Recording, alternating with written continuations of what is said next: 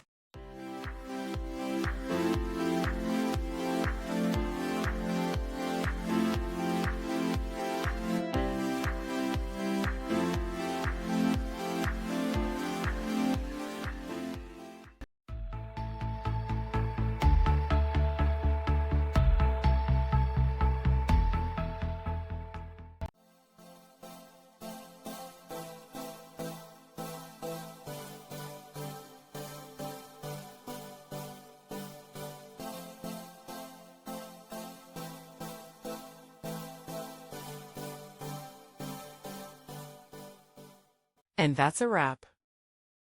I hope you found the answer you were looking for. If you did, take a second to hit that subscribe button. It really helps out. And let me know in the comments which solution worked best for you. See you next time in the debug zone.